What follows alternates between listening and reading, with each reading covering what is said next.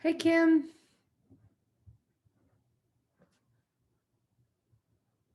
Hey, Kim. Hello, I'm back. How's it going? Great, I'm enjoying. This has been really good. Thank you for that great welcome. I was so happy that I was telling Jennifer I was really happy that she tagged you to do that one in particular. Oh, It was really good. I really appreciate her invitation, Yep. and was happy I could do it. You know what I'm gonna do? I'm gonna let me see if I can. Yeah, I can. Digital learning implementation best practices, and also surfacing evidence of high quality scaled digital learning experiences.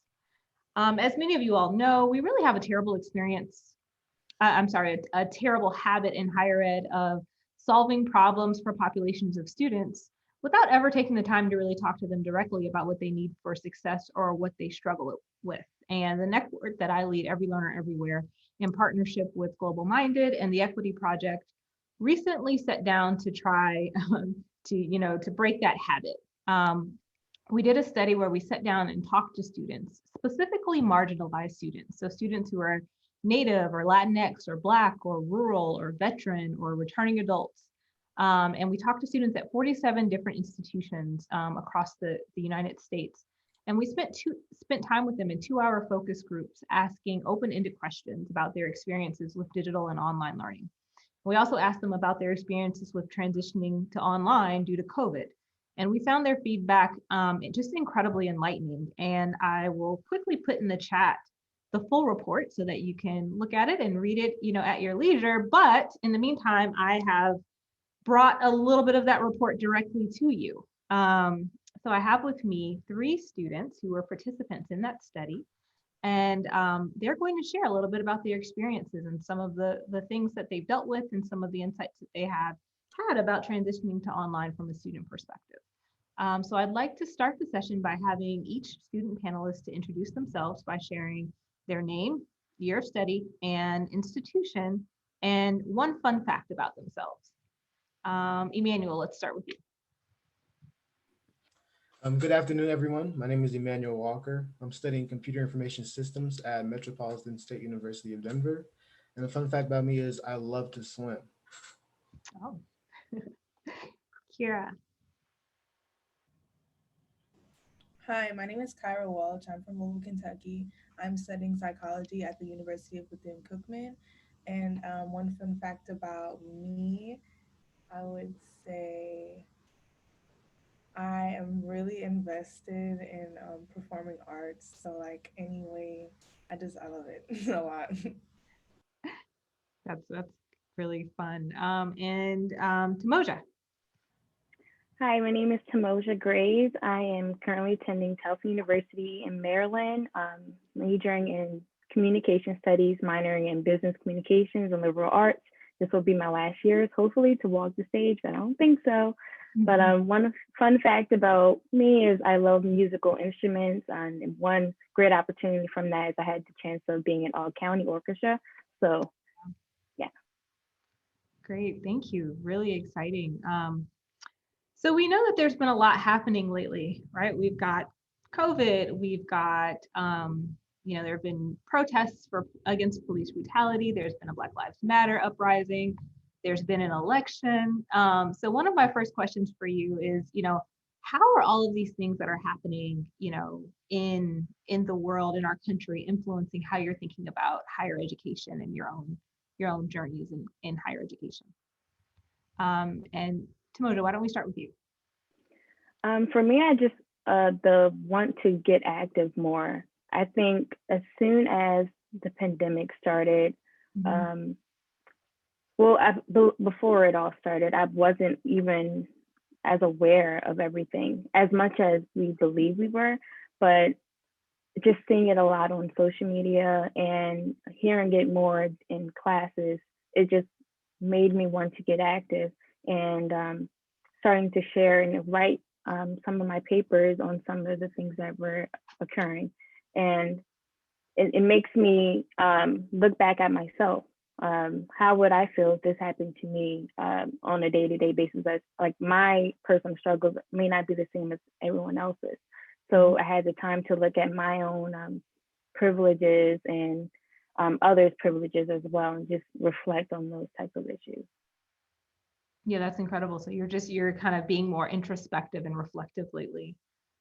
And Kyra, what about you? How is what's happening in society impacted how you're thinking about your education? Honestly, it's taken like a bit of an emotional toll, like realizing that, even in the year 2020, that we still have to, endure these things at the magnitude that we thought weren't even possible anymore.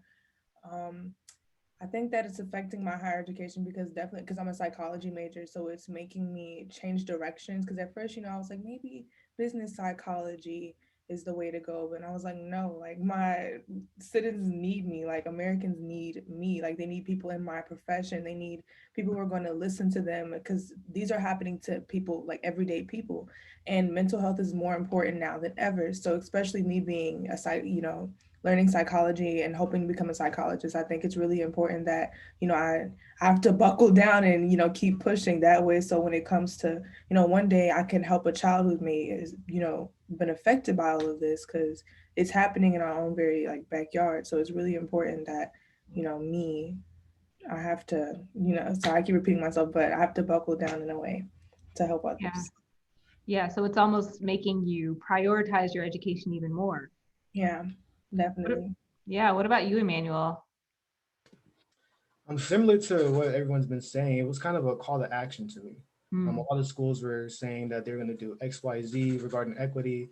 And it was just like, well, how can I help? And how can I make sure that I'm holding my institution accountable for these action steps that they say they want to create, or these new committees and organizations that they want to create for Black and Brown students? So I've just been kind of on the front lines, per se, having meetings with my counselor, my advisor, with the equity programs of my school to make sure that they're doing what they said they're going to do and putting their money where their mouth is. yeah. That's incredible to hear how, even though there are so many negative things happening, you guys have all really taken that energy and turned it into something positive for yourselves. And you're, kind of transforming that into action, positive movement. One thing we also know though, is that this has been really, really hard, right? And it's really impacted, not just people, but their families, and it's really changed their lives. So just by a show of hands, how many of you know someone who had to drop out of school, this past semester, or wasn't able to come back this fall? So all of you. Yeah. Yeah. So my question for you then is, how, what made learning online difficult for you? Or maybe before we get to that question, maybe you could each talk about, what the transition was like for you,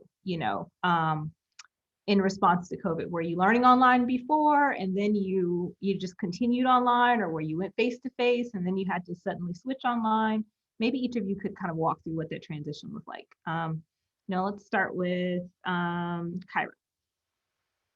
For me, like since I've been attend Bethune-Cookman University, my university is actually very hands-on. It's a private institution. It's a lot smaller, so the school is very close-knit in the way that we operate. The professors, you can always go see the professors. The professors are always there to talk to you, and a lot of the professors are old-fashioned as well. So the transition to online was kind of difficult at first, because you had teachers who don't really know how to use Zoom, and then have teachers who didn't really depend on Canvas, and you have teachers who are just like really hands-on, old-fashioned, especially Blackboard old-fashioned. So it was really more of a learning experience for everyone, kind of, to make that transition. And I would say the most difficult thing would probably be that that hands-on-ness, that motivation, like keeping motivation. Because I know me, I'm from Louisville, Kentucky, and I go to school in Daytona Beach. So I had to, put things in storage and drive 13 hours back home and carry my laptop, all like trying to do this at the same time while trying to maintain that, that level of, I'm going to get this done, I'm going to get this done, I'm going to stay motivated. And that was the most difficult thing, probably, was trying to stay motivated and watch everyone scramble things together at the last minute. Yeah, thanks for sharing that. Tomozia, what about you? For me, I personally had experience with doing online classes, but during the transition of I had taken on in-person classes during that time of the pandemic. But once it transitioned to online, I did see the uncomfortability of my instructors and a few of my other classmates because we were doing group, tasks. So it was that sense of trying to, get interacted and communicate with others because they're not used to it. And I looked at it as a relief for me because since I'm so used to like going and going, I had 2 jobs, including work study, and then having to take care of my family at the same time. It was a lot. And then having to sit down just of one sitting was just a relief for me. And having to take naps was just, but it did become straining because of, the knowledge of not knowing how to do the Zooms, and just like Kyra said, others not knowing the technology of it. So it just became straining. Yeah, so not just, students having issues with the technology, but you're also highlighting like faculty having issues with, and your instructors struggling with the technology as well. Yeah. Emanuel, what about you? What was that transition like for you? The transition was really overwhelming and very painful. I was a community college graduate.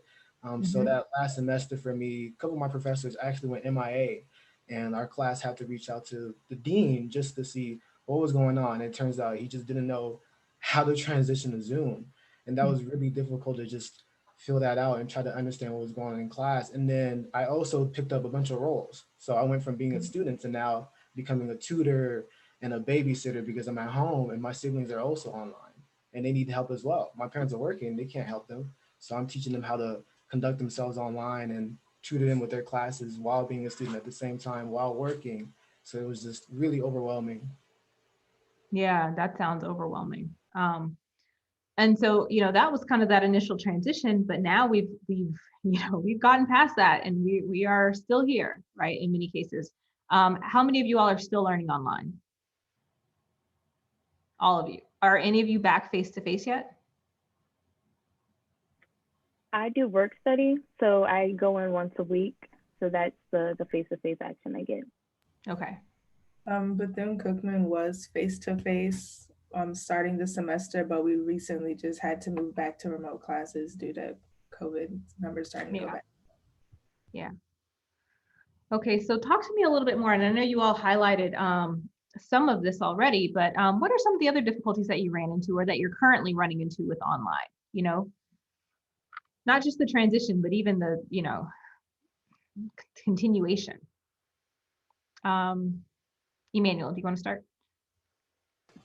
Yes, I would say the expectations. A lot of professors expect in-class participation and in-class engagement with online learning, and that doesn't work, especially when the professor doesn't really know how to conduct themselves online.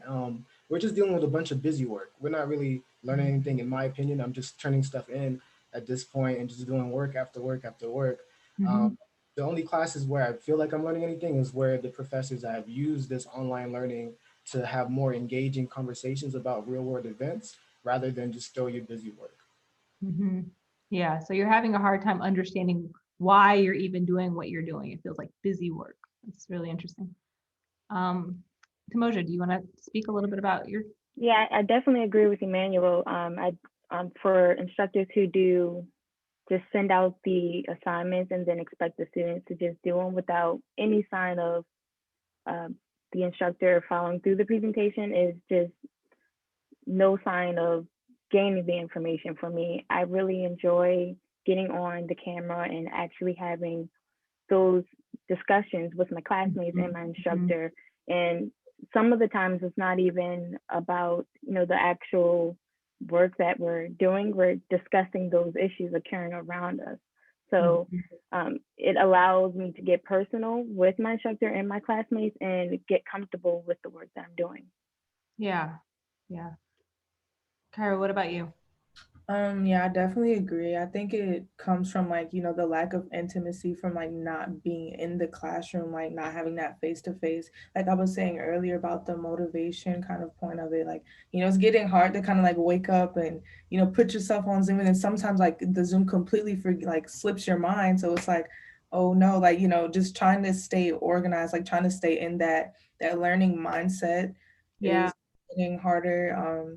Like I said, like a lot of the professors are still struggling with, online, like struggling to operate Zoom and create a learning environment because, take for instance, teachers who teach math, a lot of them like they write and, I don't know about y'all, but some math like professors' handwriting isn't exactly the neatest. So trying to write it on a computer might make it a lot more difficult. And, it's like someone who like me who's more hands-on, it's definitely been a challenge with trying to sit here and listen and trying to remember the work and then doing Yeah. business work on top of that. It's been hard to kind of juggle it as well. Yeah, that makes a lot of sense. One thing we're seeing bubble up as an issue is students what they're called like ghosting their professors, right? And just not showing up anymore. Like they just, they started and then they're no longer there. Now, I know you all would never do that, right? But do you have any insights on, maybe from your friends or maybe even your own experiences, why people would just kind of stop showing up to class? Anyone can take this one. I'm sorry. For me, I know a lot of friends that I know, they would come to me and say, yeah, I had to work. This instructor moved their Zoom time to the time that I actually had to work. And, it's hard in this specific time during the pandemic. A lot of people are losing their jobs and they need to pay bills. So it's that need of juggling. Do I need to get my education or do I need to pay this rent that's due this month? Right. So I think it's that type of juggling that they have to choose from. And then also with their needs of if they have siblings or nieces or nephews they need to take care of, if their parents are not able to be there and they're at work, they have to take up the shoes of them, Yeah. So it's hard. Yeah. Anyone else want to add to that? You don't have to. I would definitely say, from my friend's point of view, I think that they're not really getting into their major anymore. So a lot of them are feeling kind of lost in a sense to where they kind of don't want to do school at all anymore, or they feel like they need to take a break.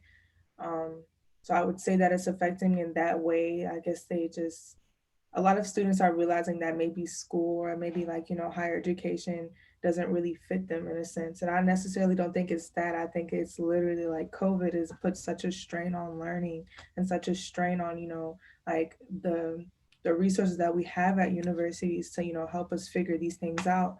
So yeah, I think it's definitely causing a lot of people to, want to drop out or want to, switch their majors or find something different to do.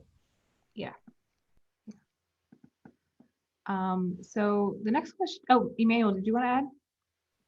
I was just gonna say that this is something that actually I dealt with. I actually did ghost for a little bit. I just got to the point where I was like, is this even worth it, really? And I just felt like I was teaching myself the information I could do better, just teaching myself instead of logging in and spending hours on the camera and not retaining anything. So Yeah. So I want to shift gears a little bit because I know while things have been really, really hard, there are a lot of things that faculty have done and instructors are doing that are working. I've heard of like Cahoots and all kinds of crazy, things that instructors are trying. So I wanted to hear from you all. What do you feel like is working well? And Emanuel, why don't we go back to you? kind of like what we've all been talking about, just real world events, having conversations and discussions about what's going on around us and how we can incorporate that into our learning. I think that's what's really working for me. Yeah. Kyra, did you want to add to that? I would definitely say, yeah, that. And whenever it is done right and everyone is, participating, I think that Zoom actually does have its perks sometimes, especially when it comes to like discussions and, engaging with other students. It does help during a time like this, but, only when done right, when everyone has their cameras on and everyone's talking. Yeah. Tomozia, what do you think? I would say the constant communication, just the need to make everyone feel comfortable and discuss those topics that are needed, and just reaching out to students regardless of if it pertains to the material, just asking if they're okay about the voting. And it's a lot of pressure that's on students, and just reaching out to them, making them feel safe. So I think that works and that matters. Yeah, that's so important. Thanks for raising that. One conversation that we talk a lot about in the field right now is, around equity, right? And I know I heard you, Emanuel, talking about how, institutions are, making all these claims about what they're doing. But a lot of times we're also wondering about equity when it comes to digital tools and digital learning and online learning experiences. So my question to you is, do you feel, just in your own experience, do you trust that digital learning tools are created in ways that give every student an equal opportunity to succeed when they're using them, and why or why not? And Tomozia, we'll start with you.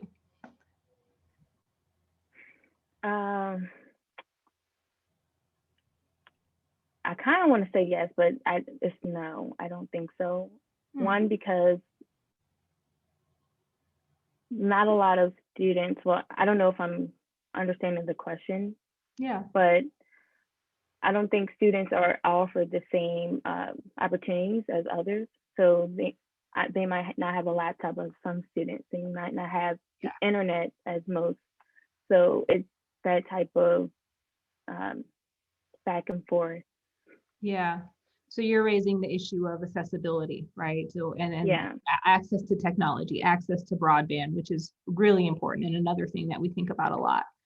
So let's talk about that a little bit more. So you raised that a lot of people don't have the same access to Wi-Fi. Just by a show of hands, how many of you, either yourselves or know people who had issues with courses because of issues due to technology or Wi-Fi? Okay, that was Kyra, you had an enthusiastic nod. So what, tell me a little bit more about that. Well, I've witnessed firsthand, she was saying, Tomozia was saying that, a lot of students don't have access to these things. I've seen students on my campus that depend on the library and depend on renting those laptops and things like that so they can get their schoolwork done.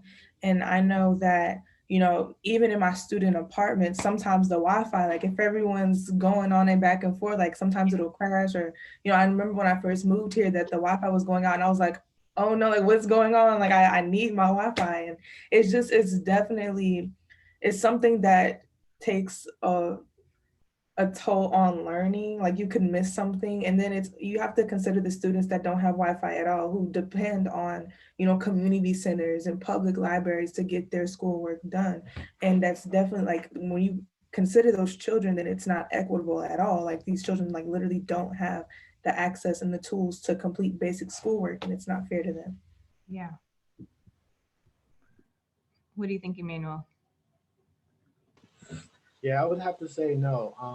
An example of that is in my accounting class, we're using some unique software when we all switched online, and there was this guy in my class, I still remember him calling me saying, well, how do I log in? How do I do my homework? I have a Chromebook, and you have to have either Windows or Mac OS to actually use the software to turn in your homework and to get the grade that you needed. So that's just an example right there of iniquity. It's terrible.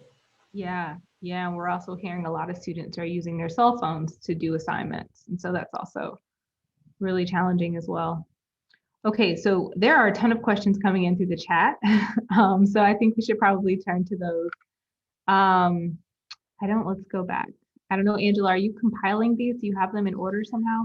I did have them in order, but then a bunch came in all at the end. And I think that the students actually answered the earlier ones. The next one in the queue would be from Sandra, who was asking about Zoom and advising. Has that been effective for any of the students?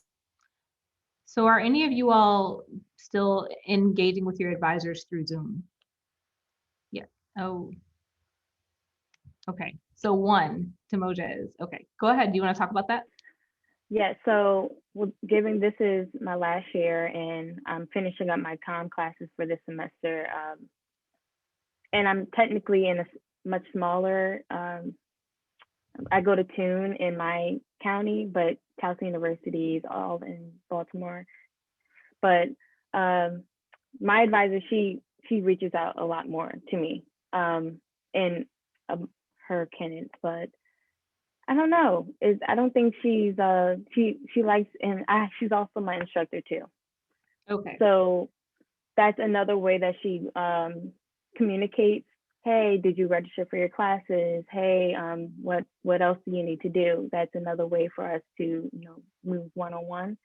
But I haven't lost any type of connection from that. Yeah. That's helpful. Now, Kyra and Emanuel, you said you are not talking to your advisors at all right now. Is that correct? Could either of you share, is that has your advisor not reached out? What's the situation? I think that they're reaching out more via email, like if they do reach out in any way, but I'm terrible at checking my email. So like even that is already something I need to work on my end, but I don't recall like, meet with your advisor this, meet with your advisor that. It's not really a mandatory priority right now. I feel like they're basically saying if you need help, like find them, but other than that, it's up to you, kind of. What about you, Emanuel? My advisor is impossible to get a hold of because everything's on Zoom. People have more access to advisors now instead of waiting in line at school. So he's constantly in meetings. So that's the only problem. Yeah. Huh. Okay, so it seems like there may be a need for more outreach, but to Kyra's point, maybe not via email, right? Yeah. All right. There was an interesting question in the chat from Maddie. She says, I know a lot of teachers are timid around talking about real world events because of the fear of messing up or saying something wrong and getting blasted on social media. And this is a narrative I've heard a lot. So there, she gives an example, better safe than sorry. So she wants to know from your perspective, what would you say to faculty or educators who are feeling that way? Like they just rather not say anything at all than to address some of the tough things that are happening. And whoever wants to say something on that can take it. I would say don't be shy, but definitely pay attention to your students, because nowadays, like whenever you look at what's going on in real world events, a lot of things are political, and then there are things that boil down to something as simple as human rights, and basic human rights at that. So like when we have these conversations, I think it's important to like realize who you're talking to at this point, because yes, you can have your stance. It is America, you're allowed to have your own political stance, but people who have these political stances now, like now everything, even Black Lives Matter has become political when it shouldn't be. Like it has nothing to do with politics. It has everything to do with I want to live. So, when you're discussing these things, it's just important that, you remember that, and you remember that it's really sensitive to a lot of students that, might come in. So I think it's better to, be a mediator, maybe like to give students to give them the opportunity to talk about it. I think that's most important out of everything, is to give them that voice, to let them know that, okay, this might be happening to you, but I'm here to listen. I want to know. And even if you are someone who's kind of shy about it, let your students educate you. Like I promise you, there's going to be someone there who knows everything in the world. You're just gonna be sitting there shocked, because especially when it comes to Gen Z, a lot of them are more educated on these topics, and they're wanting to spread this information. So I would definitely just say let them go. Yeah, that's so good. I think that's so important. Does anybody want to add to that? Yeah, just like what Kyra said, just testing your audience, test the waters, making them feel comfortable, let them know. At least it's better than saying something than nothing. So allow your students to know, hey, I'm comfortable, if you're comfortable to talk about this, or if there's sometimes the professors aren't comfortable with talking about it. So if the instructor wants to, let the students know, hey, there's certain things that, I don't want to get myself into, but I'm open to, allowing you to have your free speech. You can just have those conversations is important. Yeah. Emanuel, did you want to add to that? No, the lady said it so beautifully. I think what you're raising, what you all have raised, is so poignant, and it's this idea that and a lot of times in classroom settings there is this power differential, right, where you've got the professor who's supposed to know everything, and then you got the students who are supposed to be taught. And I think that what you all are presenting for these conversations is a very different model, where you're saying, it's not the instructor's responsibility to have all the information or to have all the answers, but it's more their responsibility to create space for mutual learning, right? Because everyone is bringing information and perspective to the conversation that everyone else can learn from. And so anyway, I think that's just so well said, so beautiful. So we'll move on. So good. So another question from Tracy was, are your instructors or institutions providing opportunities outside of classes for social interactions? And if they are, do you find those valuable? And if they are not, would you like those type of opportunities? Emanuel, let's start with you. Yeah, my school hosts a lot of events virtually, like workshops. What I found is a lot of people like it as noise in the background, but not really as something to engage with. For me, it's, you're sitting all day on a Zoom from class to class to class, and by the time you get done, it's like, I don't really want any more. So. Yeah. Okay. What about Kyra, Tomozia? How are you feeling about those social activities?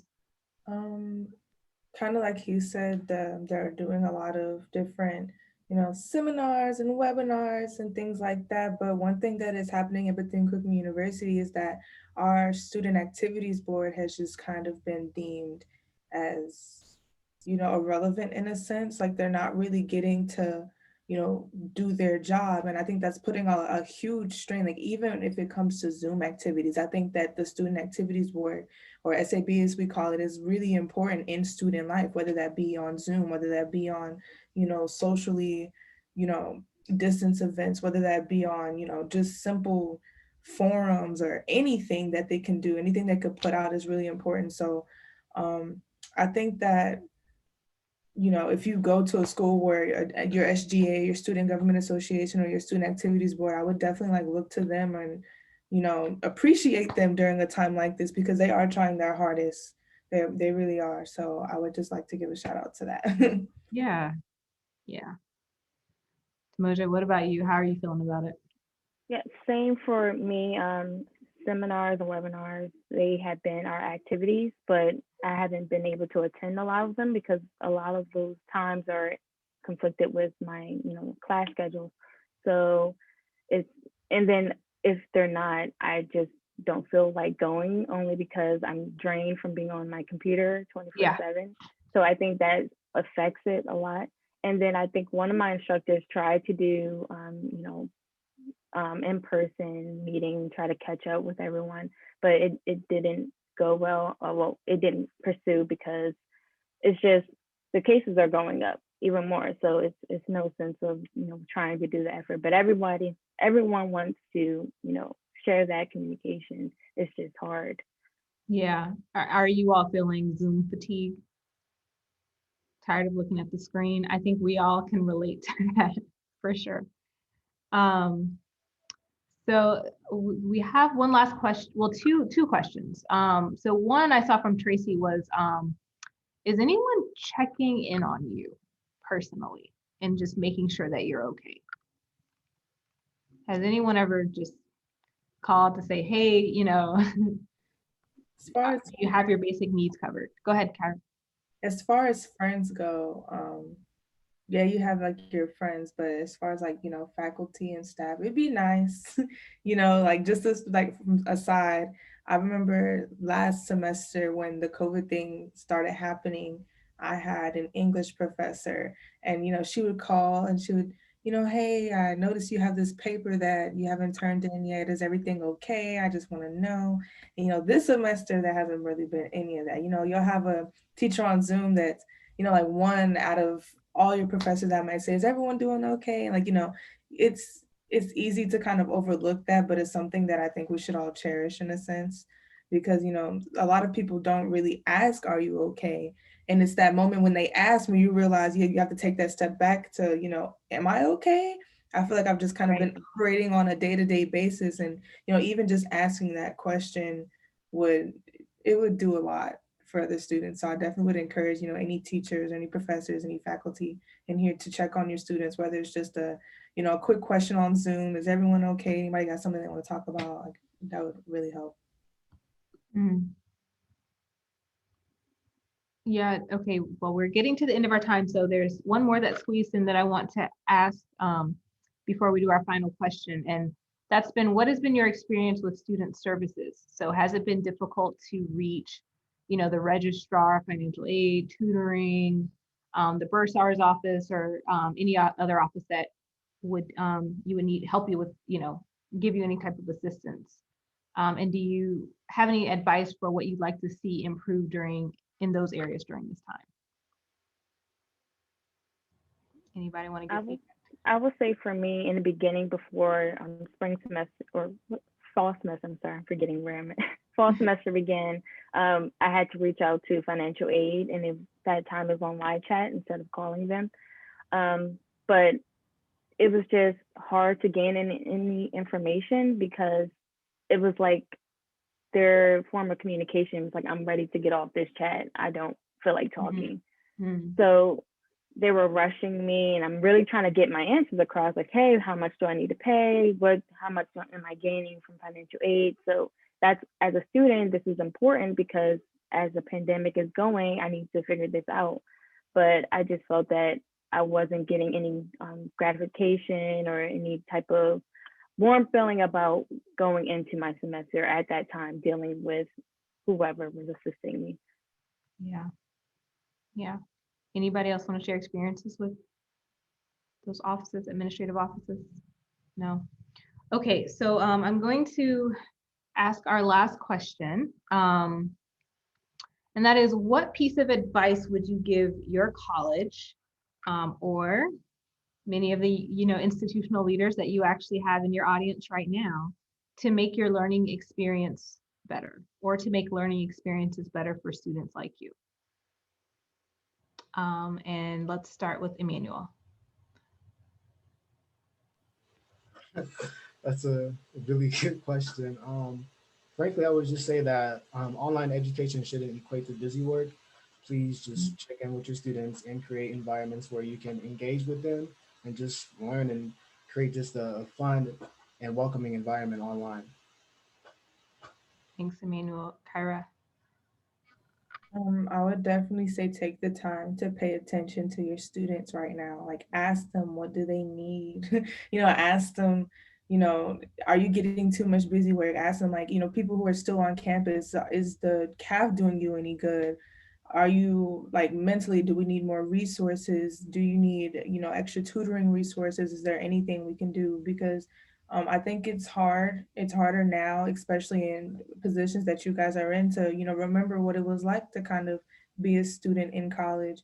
And, like, even more so now, like in the middle of a pandemic, what it's like to be a student in college. So I think it's very important to, ask the people who are in these positions, because, then we are the future of this country as well. And, we don't want a whole bunch of us, like, well, what did you learn in college? I don't know. We were in the middle of a pandemic. We don't want that in the future. So it's kind of, it's important to, like, realize that we're here. We need our money's worth. We would like, our professors and our presidents to kind of reach out to us to let us and ask what we need, on a student to student basis. Yeah, that's great advice. And Tomozia? I would say patience, being patient with students and what's going on in their individual lives, and having them not knowing, even though this is what they're majoring in, they're newcomers, so it's okay for them not to know. You gotta give them that benefit of the doubt and be patient with them. And this goes for students too, being patient with instructors as well, and what they're experiencing. Thank you all for such great advice. I hope that everyone on this call, has affirmed their perspective that it's just so important to listen to our students. They are so insightful. They have so much good advice to give us. As much as we give them, they have so much that they can offer and give back. So thank you for taking the time to listen to their experiences. To Tomozia, Kyra, and Emanuel, thank you so much for your honesty and your transparency and your vulnerability. It's so insightful to hear, your thoughts and your perspectives. And so with that, I will turn it back over to Sandra. Thank you. And before we sign off, I also want to reiterate how grateful we are to Tomozia, Kyra, and Emanuel. I have been taking notes, and I can't wait to get off this call and go back to my campus and say, we need to reach out to students and find out how they're doing, because sometimes we're so busy doing what we're doing that we forget sometimes that we're here to serve you. So thank you so much.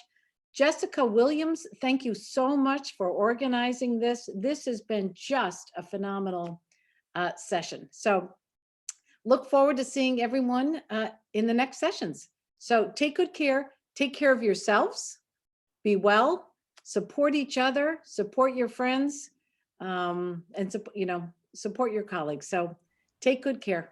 And Sandra, I'll just add, read the full report. The link is in the chat. Yes, thank you. Thank you very much. And thank you for those resources, Jessica. Take care, everyone. Be well. This was phenomenal indeed. Before I release you, I have a couple of final announcements, but please, from wherever you are, give a resounding applause to our panelists and to Jessica Williams for bringing this together for us. This was an abundance of riches, certainly. We absolutely invite you to help us with an evaluation of this session. Every entry goes into our gift card drawing, and your feedback also helps our presenters for future planning of conferences and events. In addition to that, as many of you may have seen already, we have OLC Live running as the pulse on all of the rich conversations that have been happening at the conference. And we allow you to actually nominate speakers to be interviewed for this. You may want to nominate our students and Jessica today to follow up with a deeper conversation. So we invite you to follow up with this bit.ly link, which I will put in the chat in a second so that you have that conveniently and can do so. You can watch back this recording, and we highly recommend that you share with your colleagues as well, so that they can benefit from the amazing conversations that happened today.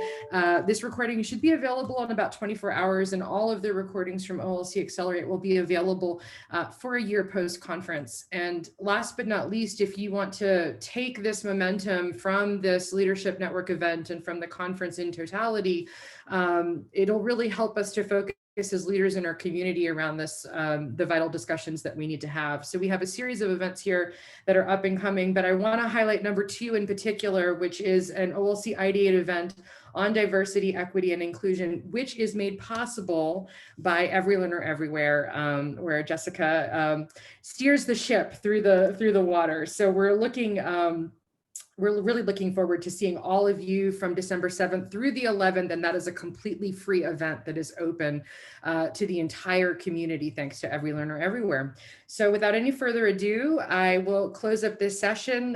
We look forward to seeing you in other sessions and again in December. But for now, our profound thanks to everybody that joined us today, and for Emanuel, for Tomozia, and for Kyra, and of course, Jessica. Thank you very much for all that you've given us today. Thank you.